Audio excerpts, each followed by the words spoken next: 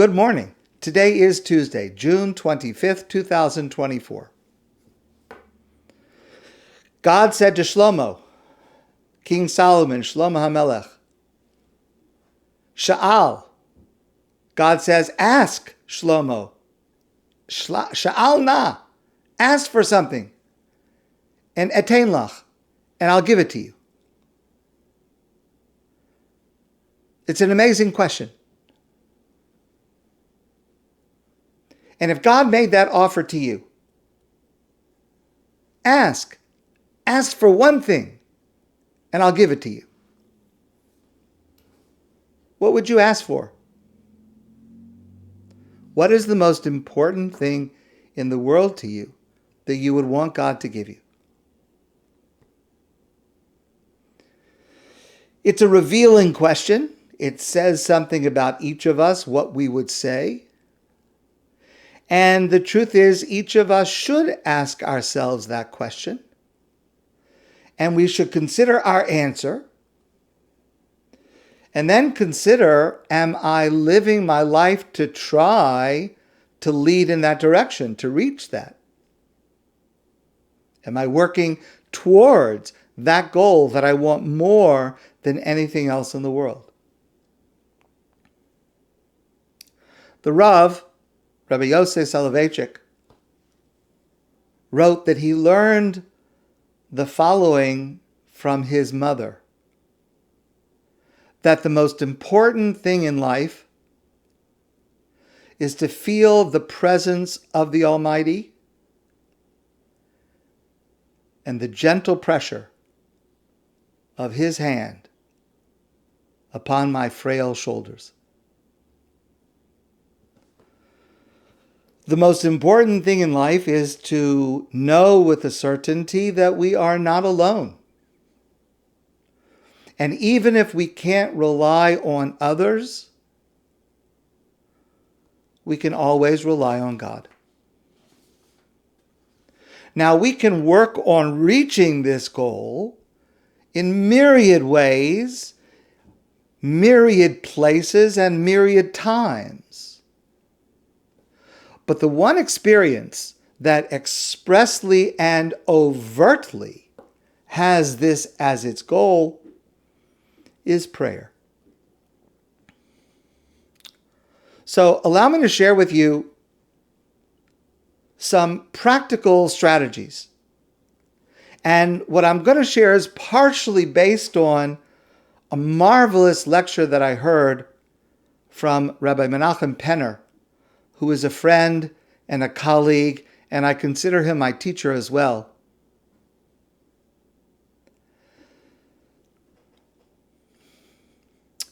And what I want to present to you today, and hopefully tomorrow, is a series of ideas. Think of them as tools. To borrow a phrase I heard from someone else, think of them as walking sticks. Think of them as walking sticks, as ways to help us move forward in this goal, to assist our prayer reaching this goal of feeling the gentle pressure of God's hand on our shoulder. And I suggest, and I'm going to try to do this myself, that each of these ideas is rich and sweet and meaningful. And I think it's most constructive if we try to focus on one at a time and to see what it does for us, to see how we feel about it. I'm going to try to do that, and I invite you to do the same with any or all of my suggestions. So the first idea goes like this. To pray meaningfully requires Talmud Torah. It requires learning. We have to study. We have to learn the laws of prayer. We have to learn the themes of prayer, the meaning of the words that we say. It's important to know the history of the prayers, the evolution of our prayers, the components of a prayer service, and how they fit together one after the other, the order. But doing all of that is very important. but it is not going to help us achieve the goal of prayer. And certainly we cannot do that while we are praying.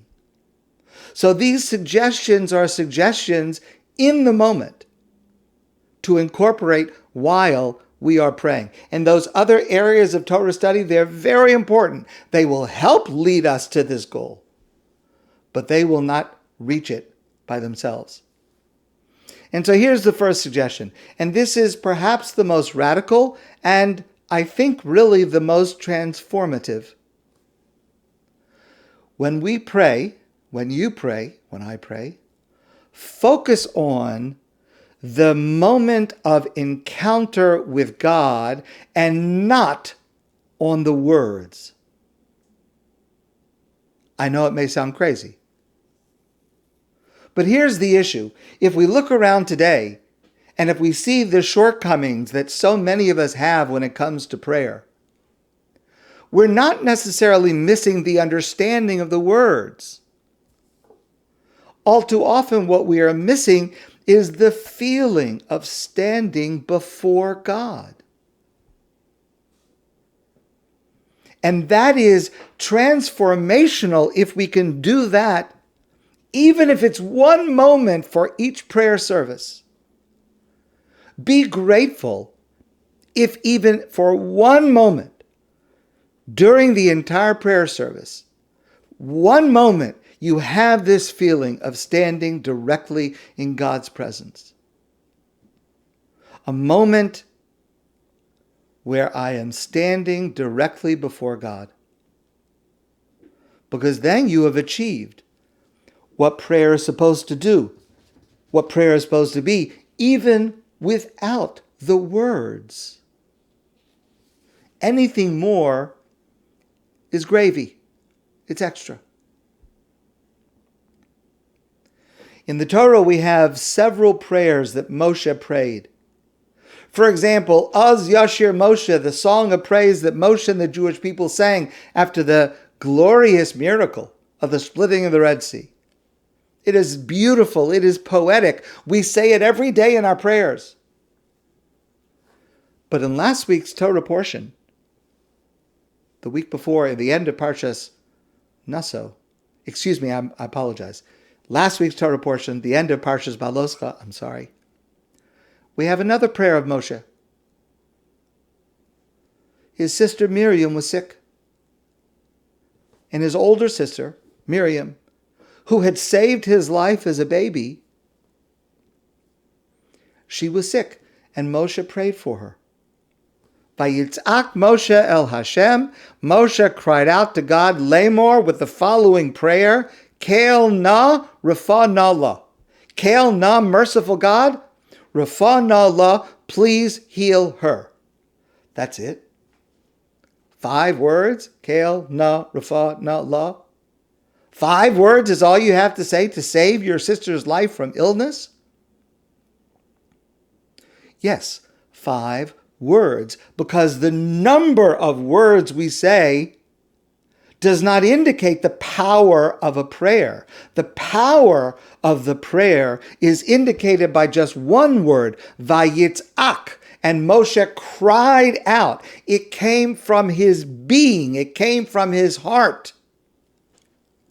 It doesn't matter how many words you say, and this is a really important idea. It does not matter how many words you pray. Say 5 words.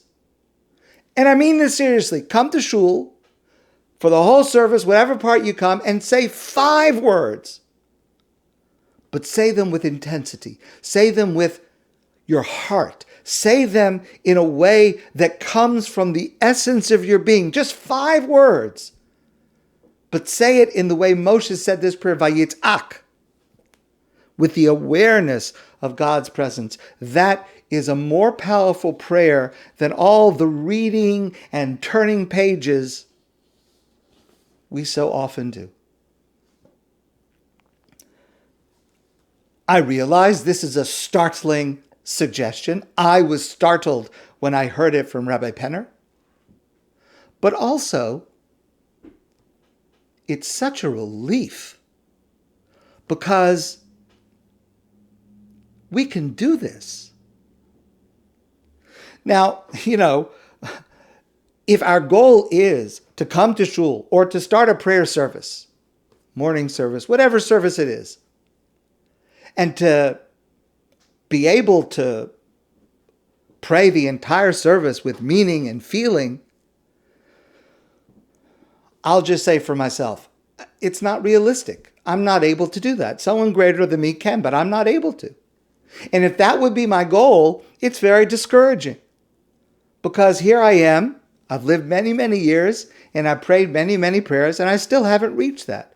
But if I tell me, Michael, out of the whole prayer service, you're in shul on Shabbos morning for 3 hours, at least have one moment, one instance of true, authentic, intimate conversation with God.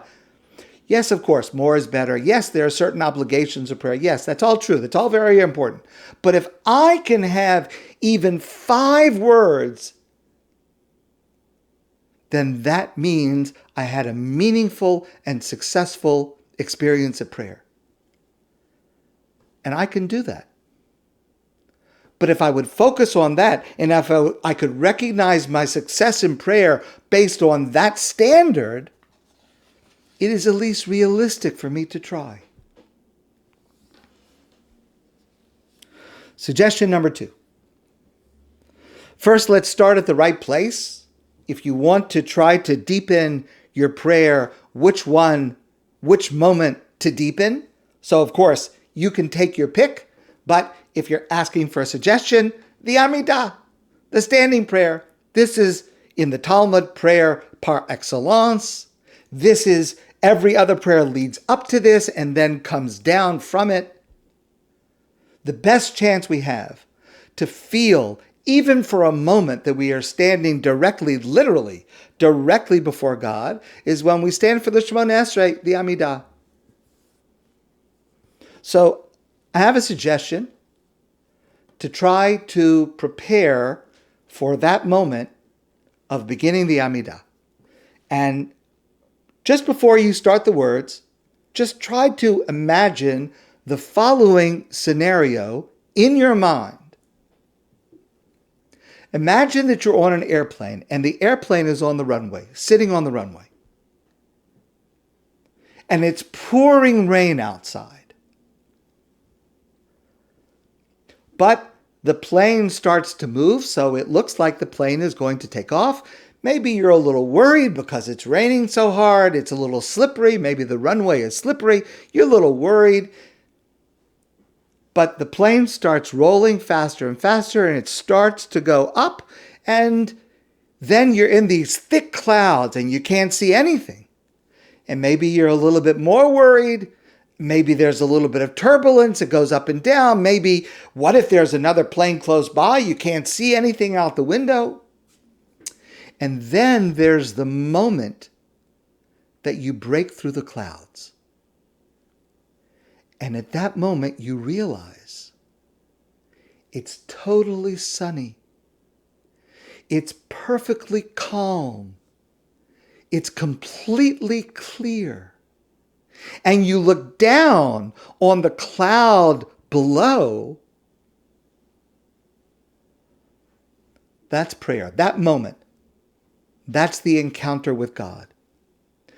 Prayer doesn't separate us from the world, but it asks us to imagine that there is a storm. There is a storm in our lives. Things are chaotic. Things are distracting. Things are challenging. But now, there is a moment when I have risen above it, a moment.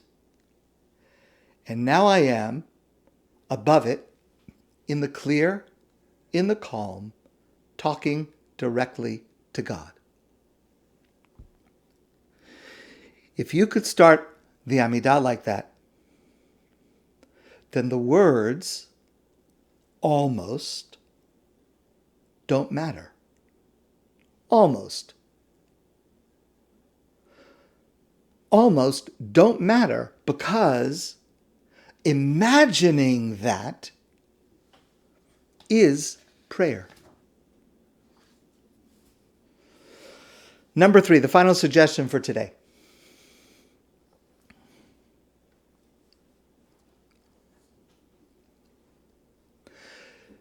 If we look at the first 3 paragraphs of the Amidah, in every single Amidah that we say, the first 3 paragraphs are the same, the last 3 paragraphs are the same, sometimes with an addition of something special, and then the middle changes depending on the weekday or Shabbos or Yom Tov for the high holidays. Okay, first 3 paragraphs are always the same, last 3 paragraphs are always the same. Think of those first 3 paragraphs.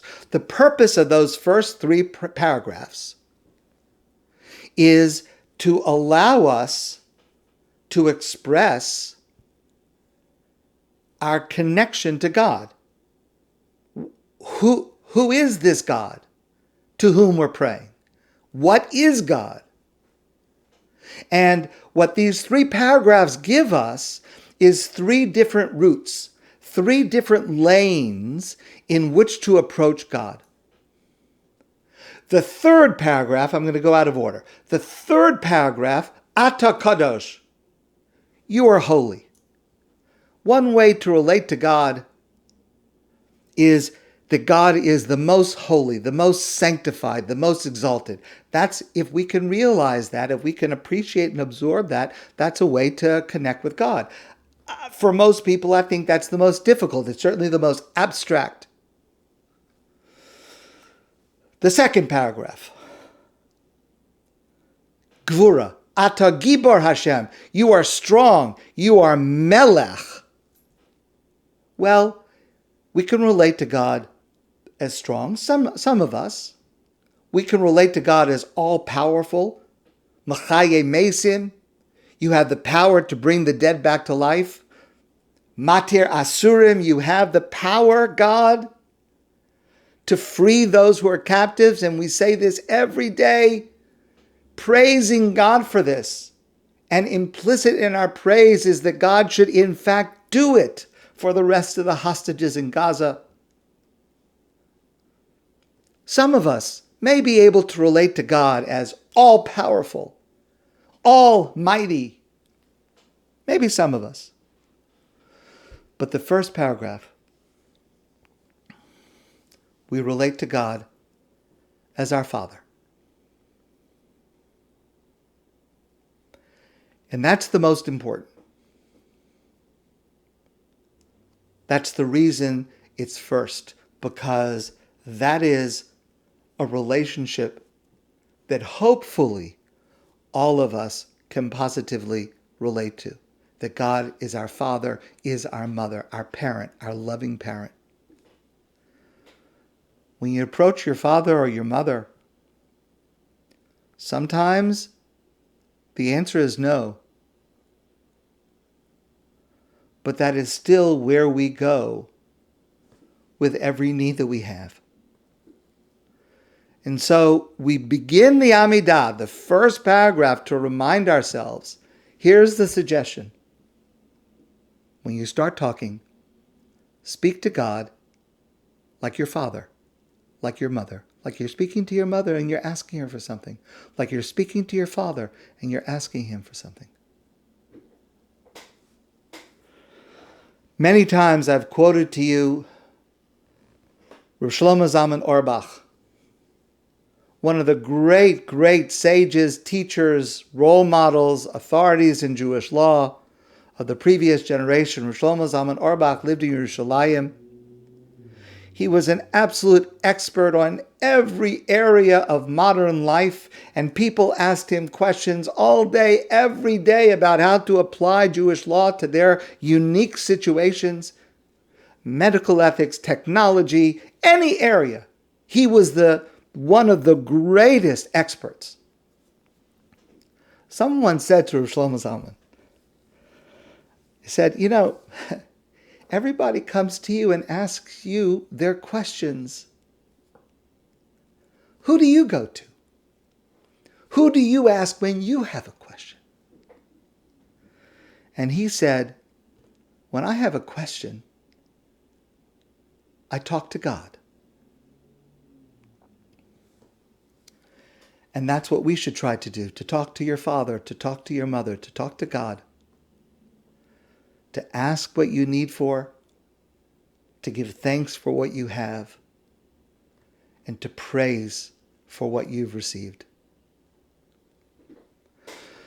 Tomorrow, I plan, with God's help, to share 4 more suggestions, but my suggestion is start by trying to apply one of these at a time and give it some time. Focus on one at a time. And I would greatly appreciate it if you would tell me what you feel, what it does for your prayer, what it helps create between you and God. My friends, I wish you a great day, and I look forward to seeing you soon in person.